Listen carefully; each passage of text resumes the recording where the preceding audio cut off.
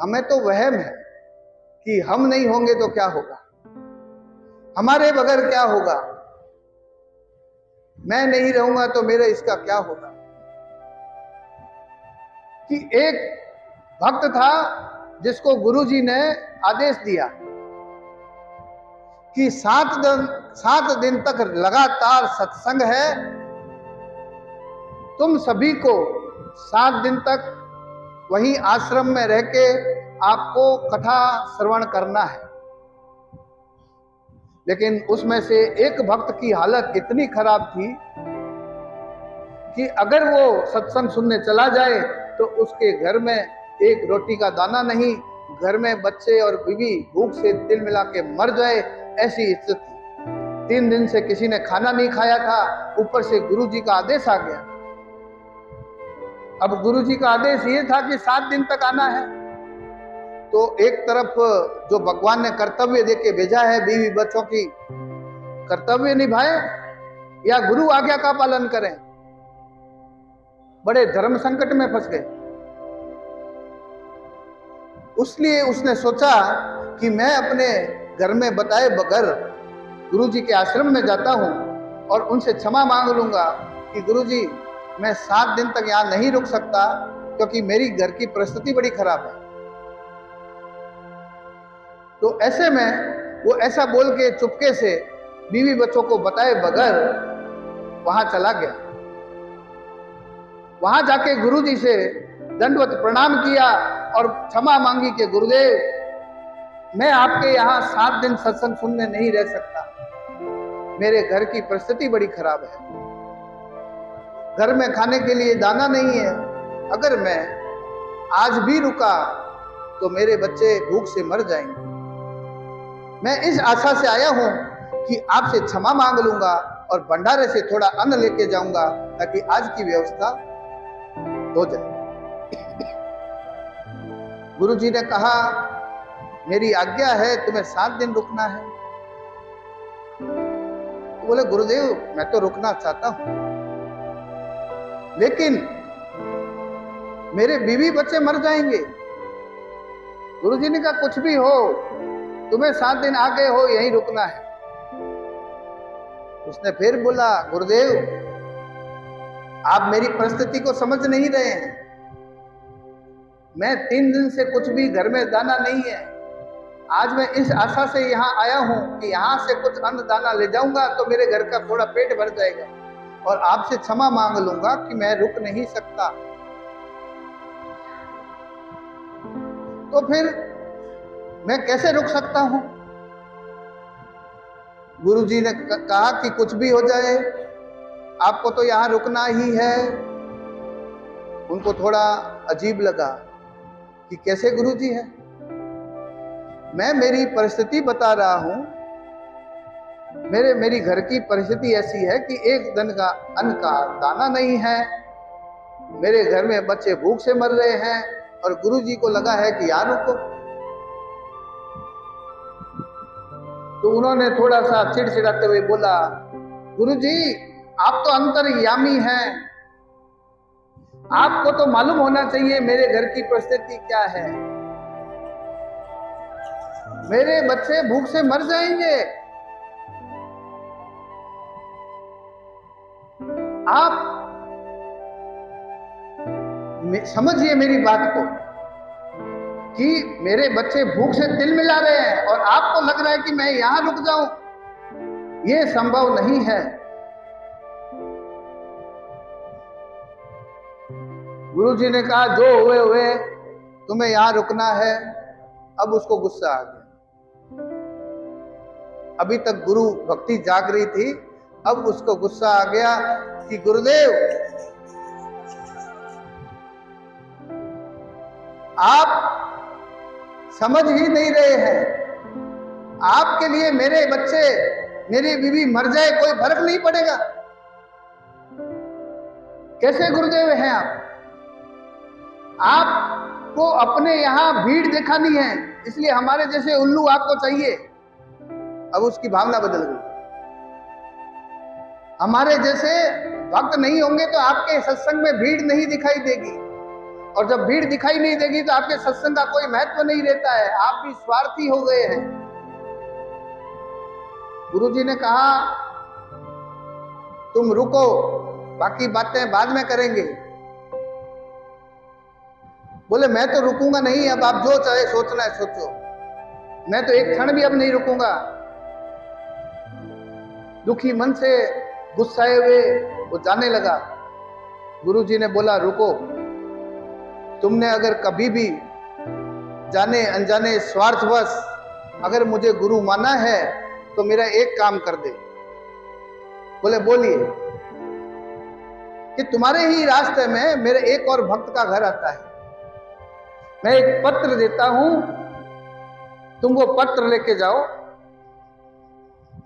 और वो पत्र उस मेरे भक्त को दे देना और बोलना कि मेरे खड़े रहते ही ये पत्र पढ़ लीजिए, फिर मैं जाता हूं। चलो ये काम कर दूंगा मैं आपका। और उसको फिर एक आशा जगी कि भाई गुरु भाई के यहाँ जाऊंगा, पत्र दूंगा और वो मुझे चाय नाश्ते के लिए जब पूछेगा तो मैं बोल दूंगा कि पैक कर दो, मैं अभी नहीं खाऊंगा, ताकि मेरे घर पे फिर दाना पहुंच जाए तो थोड़ा स्वार्थ फिर जागा। यहां से तो अब ले जा नहीं सकता भंडारे से, तो क्योंकि झगड़ा हो गया। तो अब फिर बच्चों की भूख और मैं निकल गया हूं इधर, तो कहीं कमा के कुछ भी हो नहीं सकता, तो गुरु भाई से मांग लूंगा, तो शायद आज की रात मेरे बच्चों को भूख से ना मरना पड़े। तो इस आशा के साथ उसने हाँ भर दिया कि ठीक है मैं पत्र पहुंचा दूंगा आपका। अब वो उस भक्त के यहां गया, पत्र दिया, पत्र देके बोला गुरु भाई मैं जल्दी में हूं, आप ये पत्र पढ़ लीजिए, फिर मुझे जाना है। तो उसने कहा गुरु भाई आप बड़े दूर से आए हो, अंदर बैठो, चाय नाश्ता करो, कुछ खान पान करो, थोड़ी सत्संग की बातें करते हैं, फिर चले जाना। बोले नहीं नहीं नहीं, मैं यहाँ एक क्षण भी नहीं रुकूंगा, अगर तुम मुझे कुछ खिलाना चाहते हो तो मुझे पैक करके दे दो, मैं घर जाके खा लूंगा। बोले पैक भी कर देंगे, आप चिंता मत करो।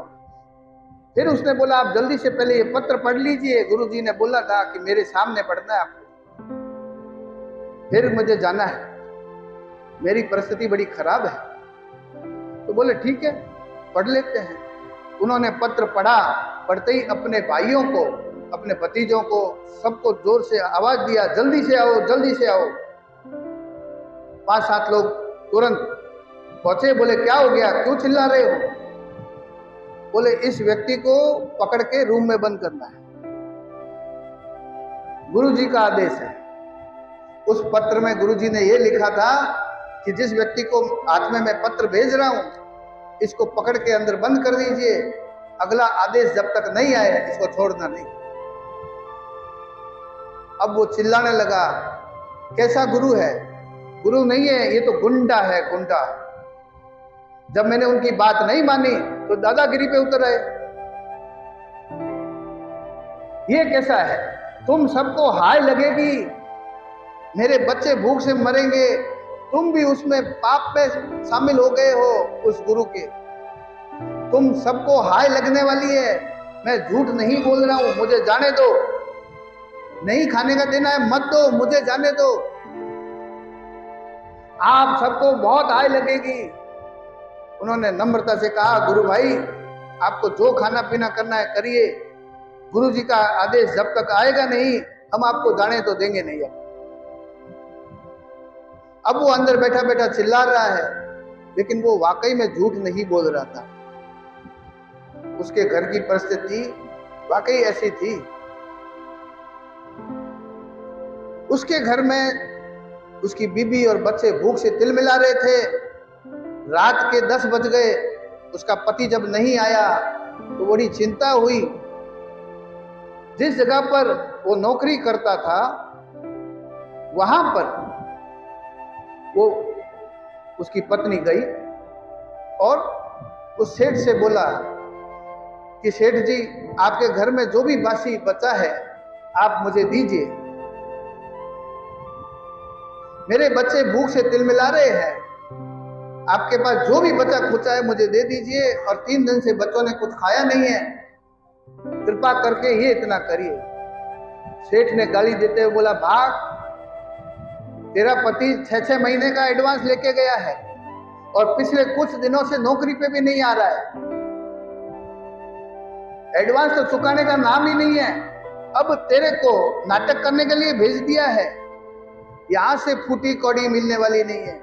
निकल, हमें कुत्तों को डालना मंजूर है, तुम्हें नहीं देंगे। तुम जैसे झूठे लोगों को, छल कपट करने वाले लोगों को हम एक दाना भी नहीं देंगे।